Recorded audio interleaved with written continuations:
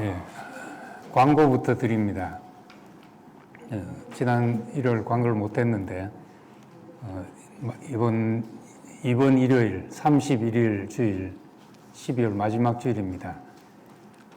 초청 강사 김재호 형제님이 와서 말씀을 하실 것입니다. 또 색다른 양식을 또 먹어보시기 바랍니다. 오늘 예레미야 7장입니다. 오늘은 7장 한 장만 보겠습니다. 이 예레미야서가 만만한 책이 아닙니다.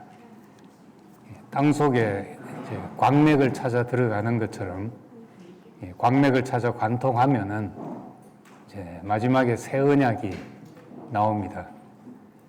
우리가 예레미야 31장 33절 한 절 달랑 외우고 예레미야를 안다고 할 게 아니고 이 새 언약이 나온 광맥을 찾아 들어가는 그 설렘과 또 새로운 세계에 도달하는 그런 어떤 환희를 이 속에서 함께 맛볼 수가 있습니다. 그래서 이제 성급하게 결론에 도달하지 않고 이제 한 장 한 장 할 수 있는 대로 보겠습니다. 예레미야 7장은 예레미야 26장과 함께 예레미야 성전에서 외친 말씀입니다. 예레미야 성전 앞에서 예레미야가 선포한 말씀입니다. 4절에 보면은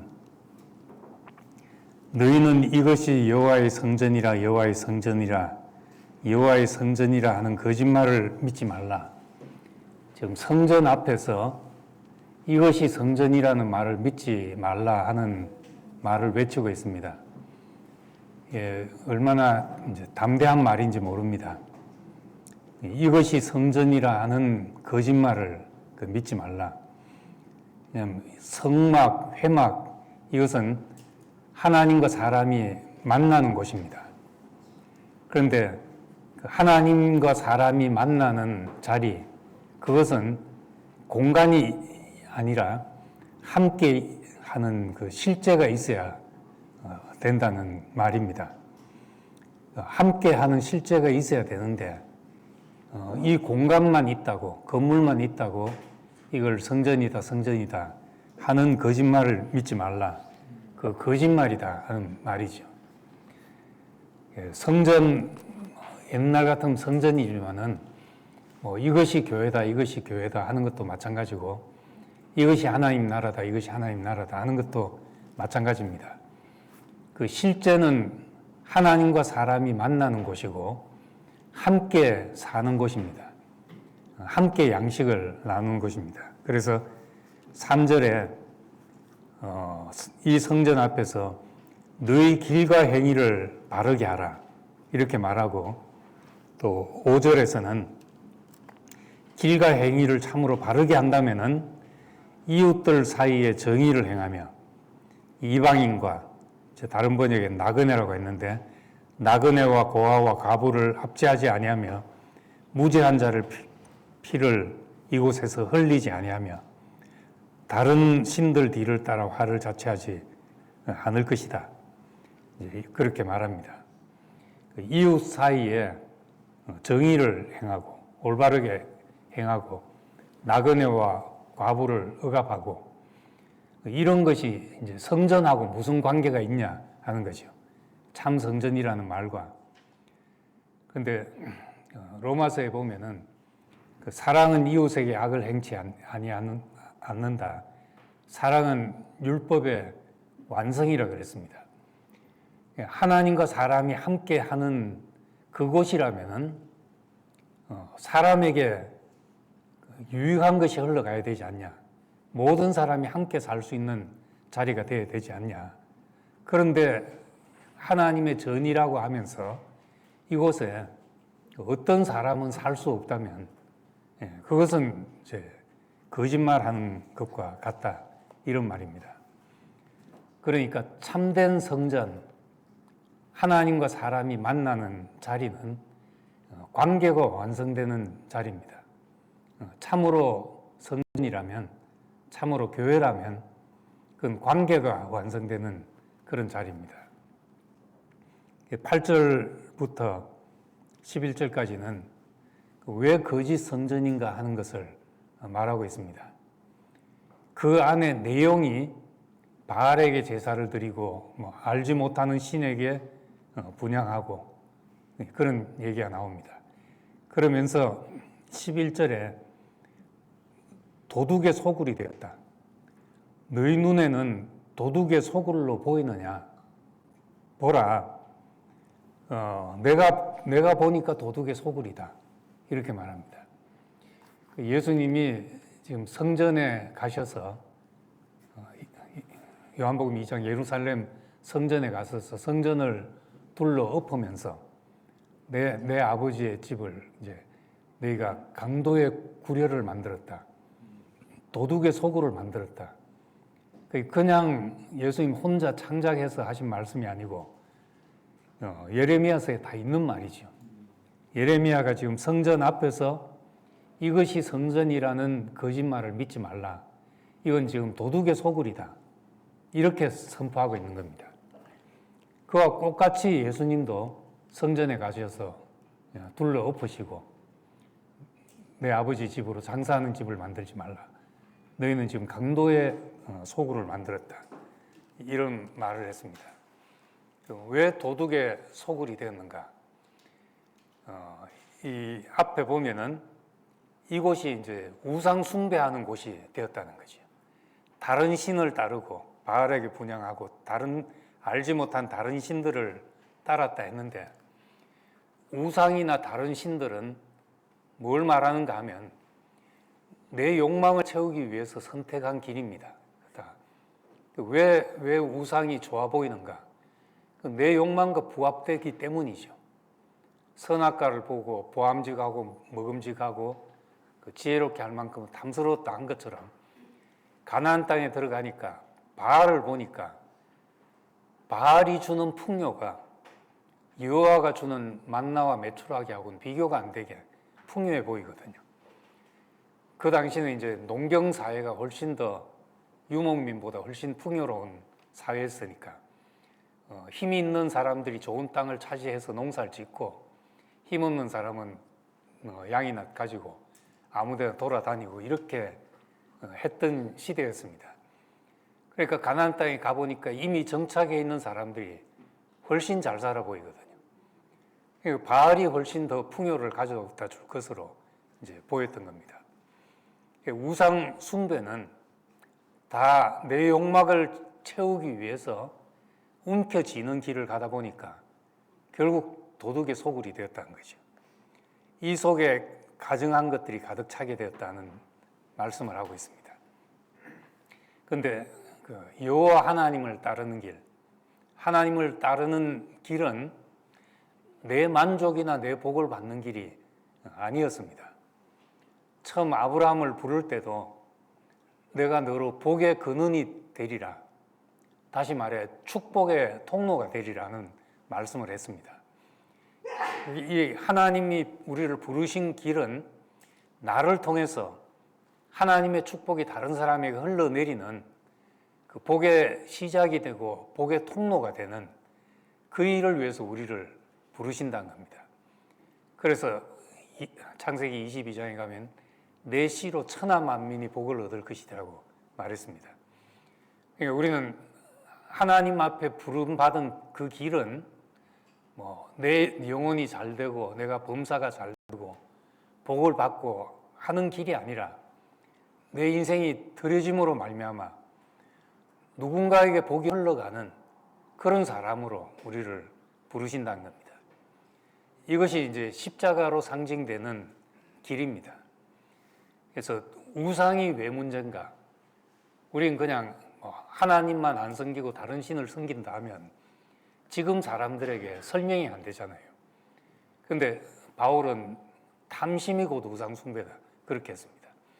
그 우상 숭배의 길로 가는 것은 다 자기 탐심을 위해서 그 길로 가고 있다는 거죠. 그래서 지금 우리는 무슨 상을 만들어 놓고 절하고 하나님 아닌 다른 신의 이름을 부르고 이런 것이 아니지만은 깊이 들여다보면 이 상황과 다를 바가 없는 상황입니다. 탐심으로 우리가 움켜쥐고 있으니까 내 유익을 구하고 내 설 자리를 찾고 내 방법대로 또 도모하고 싶어하고 이러다 보니까 다 자기를 움켜쥐고 그것이 이제 도둑의 소굴이 된 모습으로 말하고 있습니다. 그리고 그러면서 이제 12절에 내가 처음으로 내 이름을 둔 처소 실로에 가서 내 백성이 이스라엘에게 악을 하게 대하여 내가 어떻게 행하였는지를 보라. 실로가 어떻게 됐는지를 보라 하는 말을 하고 있습니다. 이 실로는 이제 처음 성소가 처음 성막이 자리 잡은 곳이 실로입니다. 여호수아가 이제 처음으로 법궤를 안치하고 성막을 세운 곳이 이 실로인데 여호수아가 에브라임 지파였습니다. 그러니까 실로가 에브라임 지파의 중심 도시였습니다. 정치, 종교 모든 것의 중심지였습니다. 이것이 사사시대 때도 계속되었고 사무엘 때까지 사무엘이 처음 이제 사무엘의 어머니가 기도했던 곳이 엘리 제사장이 있던 그 실로 성막이었습니다. 그러니까 솔로몬이 성전을 세우기 전까지 그 출애굽부터 가나안 땅 정착부터 솔로몬 이전까지 실로가 성막의 중심이었죠. 이제 그랬으니까 이 실로 하나님의 법궤가 있는 곳 이곳은 하나님이 지키실 것이라고 철석같이 믿었던 겁니다.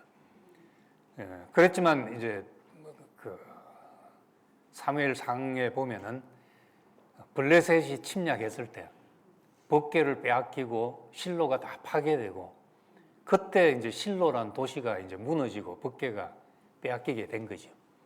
그래서 다윗 시대에 이 법궤를 이제 예루살렘으로 가지고 돌아오고 그걸 보면서 이제 다윗이 기뻐서 춤추면서 그때부터 이제 법궤는 예루살렘에 있게 되었습니다. 근데 왜 지금 이 실로 이야기를 꺼냈는가 하면은 내가 처음으로 내 이름을 둔 처소다. 그러니까 하나님 앞에서도 얼마나 중요하겠습니까? 하나님의 이름이 일컬어지는 그런 장소였으니까. 그랬음에도 불구하고 이스라엘이 악하게 행하니까 법궤를 앞세운다고 나라가 지켜진 게 아니었습니다. 법궤를 앞세우고 전쟁하다가 이제 개박살이 난 거죠. 법궤 뺏기고 또 그 블레셋에 의해서 엘리 제사장의 두 아들이 죽고 그 죽었다는 소식을 듣고 엘리 제사장은 의자에 앉아 있다가 목이 부러져서 죽고 이런 비극이 이제 펼쳐지게 됐던 겁니다. 그러니까 실로에 대해서 하나님이 어떻게 행했는지를 봐라. 하나님이 이름이 있다고 지켜주더냐 그 말이죠. 성전이라고 이름 붙인다고 하나님이 지키냐 그게 아니라는 겁니다. 참 하나님의 거처, 하나님의 장막이 있는 것. 그것은 이제 여기 앞에 너희 길과 행위를 바르게 하라. 이웃들 사이에 정의를 행하고 이방인과 고아와 과부를 압제하지 않고 이런 이야기를 하는 것은 참으로 그 복된 관계가 설정되는 그 자리가 하나님이 머무는 자리라는 말입니다. 그런 의미에서 아까 말씀한 대로 성전의 완성은 관계로서 완성되는 일입니다. 이 실로의 교훈, 언약궤를 앞세운다고 전쟁에 이기는 것도 아니고 하나님의 이름이 붙었다고 하나님이 보호하는 것이 아니다. 이것이 이제 실로의 이야기입니다. 그러므로 내가 실로의 행함같이 너희가 신뢰하는 바 내 이름으로 일컬음을 받는 이 집, 곧 너희와 너희 조상들에게 준 이곳에 행하겠고 이 예루살렘이라고 별 수 없고 하나님의 성전이라고 지어놨다고 해도 그것 때문에 지켜지는 것이 아니라는 것을 말하고 있습니다. 실제가 없는 하나님의 집은 허당이라는 말이죠. 아무것도 아니고 이름만 붙이고 슬로건을 내건다고 그것이 하나님의 집이 되는 것이 아니라는 말입니다. 그래서 이런 선지자들의 이야기를 통해서 사람이 하나님의 성전이다. 사람이 하나님의 성전이 아니면은 장소나 공간은 아무 의미가 없다 하는 것을 우리는 알게 됩니다. 그리고 이제 16절에 보면은 16절부터 보면 불순종의 결말이 나옵니다. 16절부터 20절까지 순종하지 않는 백성들이 어떻게 되느냐. 하나님이 사람을 불러서 이 순종하지 않는 자의 결말 20절에 보면은 보라 나의 진노와 분노를 이곳과 사람과 짐승과 들나무와 땅의 소산에 부으리니 불이니 불같이 살라지고 꺼지지 아니하리라 하시니라. 지금 잘못은 사람이 했는데 땅과 짐승과 들나무와 땅의 소산 이런 것이 이제 뭐가 잘못이냐. 근데 이것들이 이제 하나님의 진노가 이것들 속에 부어진다 하는 겁니다. 하나님은 사람을 불러서 그 사람이 움켜쥔 손을 펴게 하고 이제 복이 흘러가게 하시는 겁니다. 불순종과 우상 숭배는 결국 자기를 위해 움켜쥐는 것이죠. 이웃에게 복이 흘러가는 것이 결국 악이 흘러가고 마치 내 뚝을 쌓으려고 내 물을 저장하려고 뚝을 높이 쌓으면 그 밑에 물이 다 말라버리잖아요. 밑에 땅이 다 말라버리잖아요. 그런 것처럼 우상 숭배는 결국 자기를 지키고 자기를 보존하려고 하는 그런 속에서 주변이 다 마르게 될 것이다 하는 겁니다. 인간의 타락은 그냥 나만 문제되는 것이 아니라 모든 피조물이 황폐케 된다는 말입니다. 그래서 우리는 이게 교회와 세상 나누고 이렇게 뭘 자꾸 갈라가지고 이분법적으로 갈라놓으면은 결국 뚝을 쌓고 밑에 물을 마르게 하는 것처럼 이 집단 이기주의에 빠져가지고 세상을 메마르게 하는 거죠. 그럼 이것이 결국 교회로 다시 돌아오게 됩니다. 교회 다니는 사람이 저렇다. 예를 들어서 함께 가는 교회 다니는 사람이 저렇다 하게 되면은 결국 다 문이 닫혀버리게 되는 겁니다. 이 세상은 내가 발붙이고 있는 곳이고 교회는 내 머리 둘 곳이지요. 내 인생의 의미를 찾는 곳이고 내 인생의 방향을 정하는 곳이고 그렇지만 내가 발붙이고 사는 곳은 이 땅입니다. 세상입니다. 우리는 하루 중에 대부분을 다 나가서 살잖아요.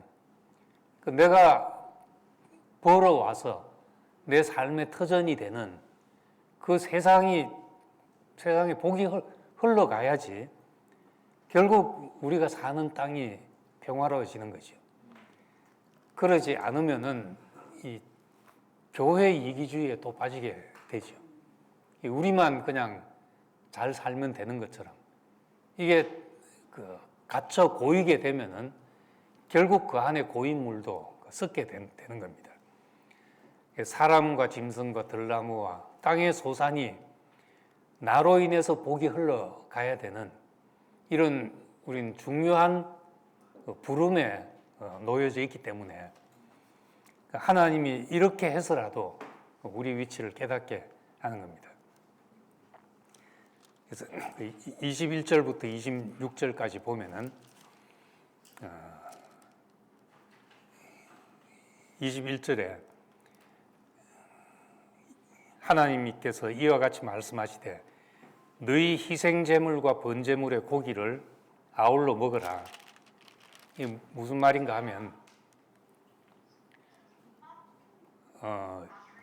세 번역에 보면은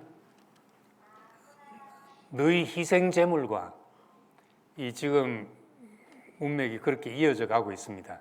이 성전에서 이제 여호와의 성전이라 하면서 실제는 다 우상 숭배를 하고 있고 제물을 드리면서 가정한 것을 드리고 있고 이렇게 하고 있으니까 21절에 만군의 여호와 이스라엘 하나님께서 이와 같이 말씀하시되 너희 희생 제물과 번제물의 고기를 아울러 먹으라.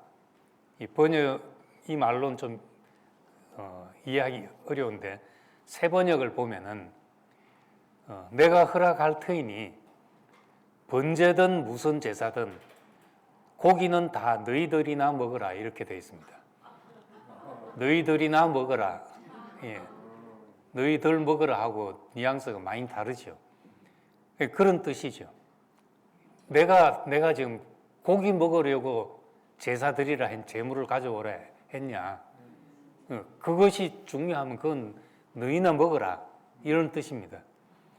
예, 공동 번역에는 더 심하게 너희나 그 고기를 처먹어라 이렇게 처먹어라 이렇게 했습니다. 이제 21절은 그런 뜻이죠. 내가 고기 때문에 제사 드리라고 한 것이 아니다 하는 겁니다. 그러면서 이제 23절에 보면은 내 목소리를 들으라. 내가 명령한 모든 길로 걸어가라. 내 목소리를 듣고 내가 명령한 길로 걸어가라. 이것이 제사보다 낫다는 거죠. 순종이 제사보다 낫다는 말입니다. 그래서 24절, 26절에 그들이 순종하지 아니하며 귀를 기울이지도 아니하고 완악한 마음의 꾀와 완악한 대로 행했고 26절에도 나에게 순종하지 아니하며 귀를 기울이지 아니하고 목을 굳게 하여 너희 조상들보다 악을 행했다. 그리고 27절, 28절에도 선지자에게 하는 말입니다. 선지자 네가 백성들에게 가서 말해봐라. 너한테도 순종하지 않을 것이다. 너에게 순종하지 않을 것이요. 네가 그들을 불러도 그들이 대답지 않는다. 말을 안 듣는 것이다. 그리고 너희는 너희 하나님 여호와의 목소리를 순종하지 아니하며 교훈을 받지 아니한다. 이 말을 지금 계속 반복하고 있습니다. 왜 이렇게 순종을 요구하시는가? 하나님이 사람에게 구걸할 정도로 왜 이렇게 돌아오라 하시고 순종하라 하시고 이렇게 말씀하시는가? 그런 생각이 들잖아요. 왜 순종하도록 만들지 못했나? 자기가 만든 피조물인데 왜 이렇게 만들지 못했나? 원초적인 질문으로 하나님이 왜 동산에 선악과를 만들어 놓고 먹지 말라 하고 먹게 했다고 이렇게 또 벌을 줘서 인간이 이토록 험악하게 살도록 하시나? 처음부터 안 그랬으면 되지 않냐 하는 겁니다. 근데 이제 거기에 대한 어떤 답이 보통 기독교에서 인간에게 자유의지를 주셨다는 것이잖아요. 이 문제를 참 우리는 간과하기 쉽고 어떤 의미에서는 정말 우리에게 자유의지가 있냐. 좋아 보이면 못 말리잖아요, 사람은. 좋은 것이 있으면. 그 못 말리는 이런 어떤 특성으로 사람을 만들어 놨는데 하지 말라고 해도 안 된다는 걸 하나님이 알지 않았냐 하는 거죠. 그런데 우리에게 무슨 자유의지가 있냐 하는 겁니다. 그런데 하나님이 사람을 사랑하시고 그 사람과 인격적인 관계를 갖도록 사람을 지었다는 겁니다. 다시 말해서 로봇처럼 인간이 당연히 하나님을 사랑하게 돼 있고 기계적으로 당연히 하나님이 기뻐하시는 뜻을 행하고 이렇게 해놓지 않았다는 거죠. 요즘 이제 앞으로 AI가 발달해가지고 이젠 사람도 필요 없어지고 옆에 애인도 AI가 옆에서 다 해주고 이 AI는 나만 사랑하고 배신 안 때리고 그리고 정말 다정다감한 내가 듣고 싶어하는 말을 옆에서 하루 종일 속삭여주고 이런 날이 멀지 않았거든요. 근데 이 배반하기 쉽고 변절하기 마음 변하기 쉽고 화나면 성질 부리고 이 인간이 왜 필요한가? 로봇하고 사람을 택하라면 누굴 택하겠냐 하는 거죠. AI하고 사람. 사람에게 이 선택할 수 있는 그 인격이, 그 자유가 그 사람의 선택을 가치 있게 만드는 거죠. 제가 2주 전인가 그 아름다운 선택이라는 유튜브 말씀을 했습니다. 거기서 예수님이 우리는 너무 이제 운명적으로 어떤 동양적인 관점에서 운명적으로 예수님이 그 길을 가셨다. 피할 수 없는 길을 가셨다. 이렇게 하지만은 성경을 자세히 보면 그 얘기만 있는 게 아닙니다. 예루살렘으로 올라가기로 굳게 결심하셨다. 그리고 요한복음 10장에 보면은 남이 나에게 목숨을 빼앗는 것이 아니다. 난 스스로 목숨을 버린다. 이런 말 속에 예수님이 그냥 어쩔 수 없이 간 길이라면 그가 간 길이 그 선택의 아름다움이라는 게 없잖아요. 이 세상의 여자들이 그냥 하나님이 운명적으로 어떤 한 여자만 나를 사랑하게 그렇게 만들어 놨다. 그럼 별로 뭐 그냥 기다리면 오는 것이지만은 다 어떤 상황에서 선택이 생기잖아요. 이걸 히브리서 11장에 보면은 모세를 들어서 이야기하면서 모세는 바로의 공주의 아들이라 칭함받기를 거절하고 그 하나님의 백성과 함께 고난받기를 더 좋아하고 그리스도를 위하여 받는 능력을 애굽의 모든 보화보다도 더 귀한 것을 여겼다. 이건 모세의 선택으로 이야기를 합니다. 거기서 편하게 잘 먹고 잘 살 수 있었지만 하나님의 백성과 함께 고난받는 길을 갔다는 겁니다.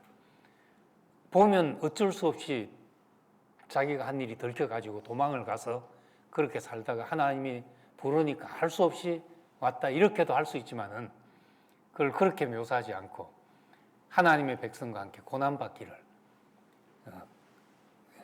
더 좋아하고 그리스도를 위해서 받는 능력을 애굽의 모든 보화보다 더 귀한 것으로 여겼다.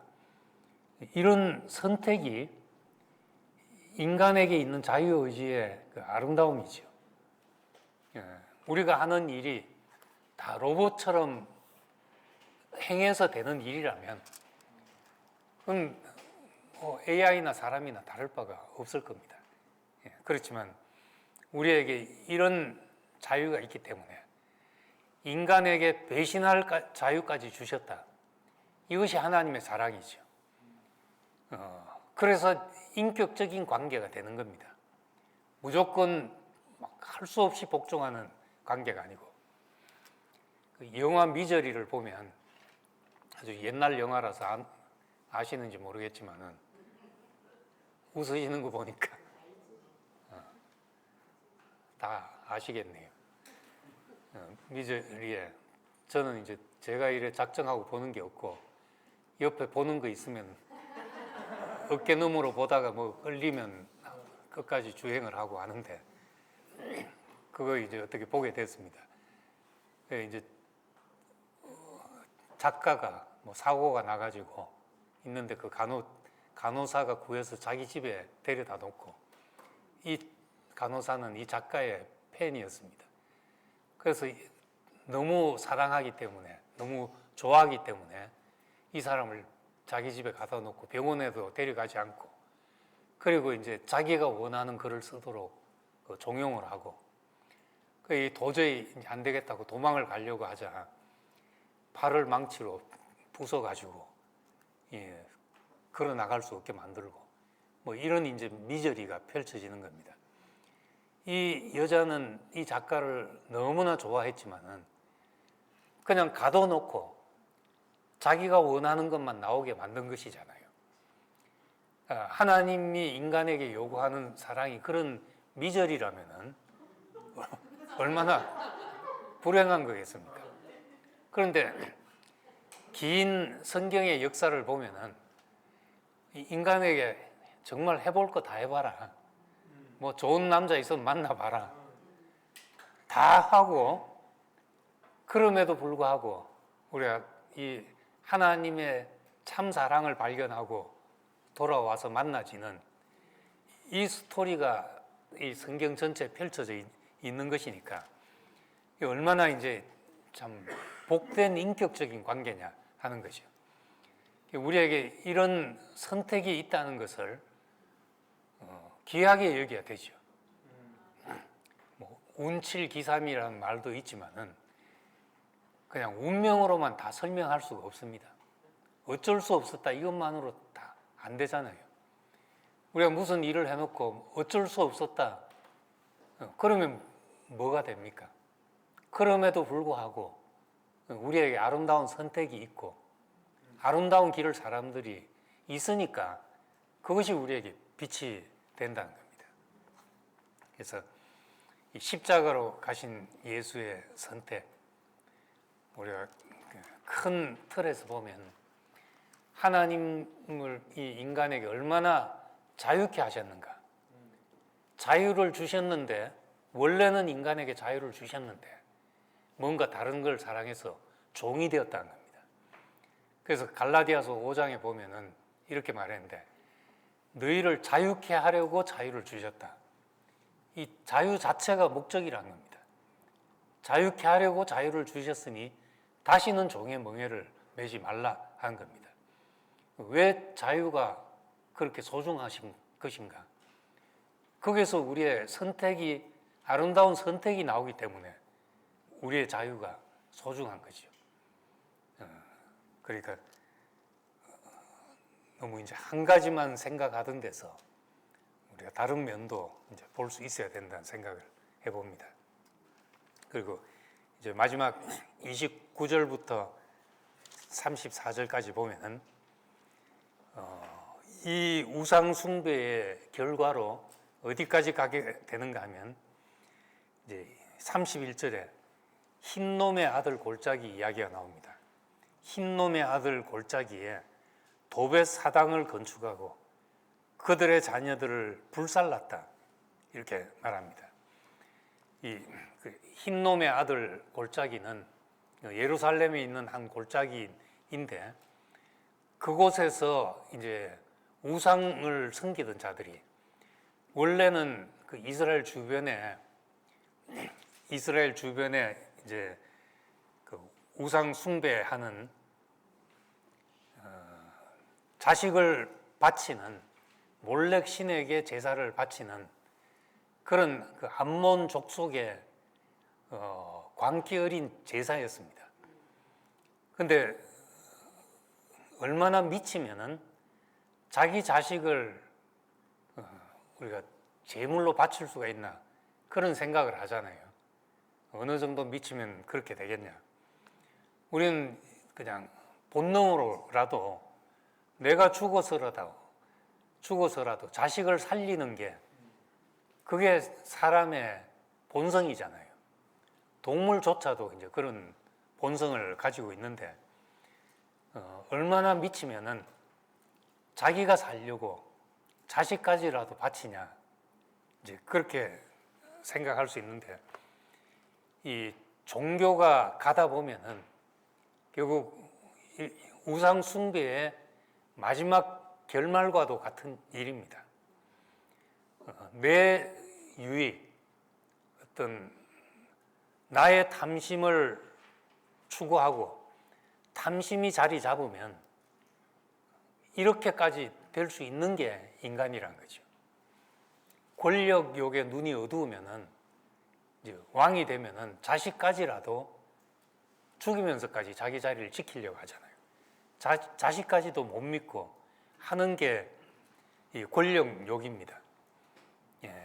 탐심, 내가 목적한 것을 가지고 내가 원하는 것, 내 눈에 보기에 좋은 것을 내가 움켜쥐려고 생각하면 마지막에 간 배는 게 없어서 자기 살려고 남 죽이는 일은 흔하게 되고 자식까지라도 죽일 수 있는 게 이게 종교의 결말인 겁니다. 성전이라고 이름이 붙여졌든지 교회라고 이름이 붙여졌든지 하나님의 나라라고 이름 붙여졌든지 그것이 이제 탐심으로 가득 차게 되고 그것이 그래서 다 자기가 움켜쥐기 시작하면은 그 우상 숭배와 탐심의 결말은 이 흰놈의 골짜기처럼 되어가지고 32절에 보면은 이 흰놈의 아들의 골짜기라 말하지 않고 죽임의 골짜기라고 말하리니 죽임의 골짜기라고 그랬잖아요. 죽음의 골짜기가 아니고 죽임의 골짜기다. 사람을 죽일 수 있는 곳이 된다는 겁니다. 한 사람 살리려고 한 사람 죽이는 것은 무익하다는 이야기를 해왔습니다. 한 사람 살리려고 남 죽이면서 이 사람 살리려고 저 사람 시범에 죽이는 거는 그건 다 할 수 있는 일이죠. 정말 귀한 것은 다 살 수 있는 길이 귀한 거거든요. 어떻게 다 살 수 있냐? 다 살자면 자기 죽음을 내놓는 길밖에 없습니다. 안 내놓자면 이 사람 살리려고 저 사람 죽여야 되는 거죠. 이 사람 걸린 거 풀어주려고 저 사람 죽여야 되고 이런 것이 일입니다. 그러다 보면 이제 죽임의 골짜기가 되는 거죠. 이걸 다른 번역에 보면 살육의 골짜기라고 하는데 결국은 누군가는 죽어나가야 되는 거죠. 자기 죽음이 없는 곳에 남의 피를 흘리게 돼 있다는 겁니다.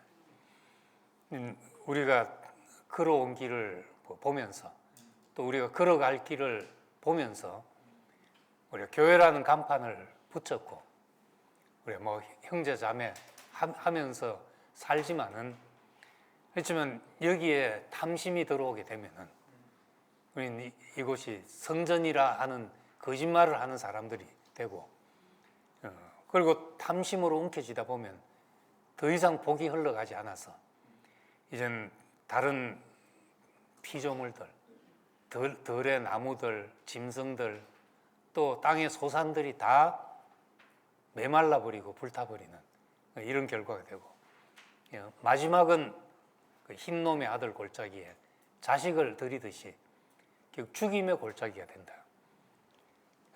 사람이 자기 살기 위해서 남의 에너지를 빨아들이기 시작하면은 그럼 그 사람은 이제 결국 죽임의 골짜기가 되죠. 드라큘라 이야기가 그냥 나온 게 아닙니다. 어떤 사람은 그 사람한테 가면 힘을 얻고 소생하게 되는데 어떤 사람은 에너지를 빨아먹고 사는 사람도 있죠.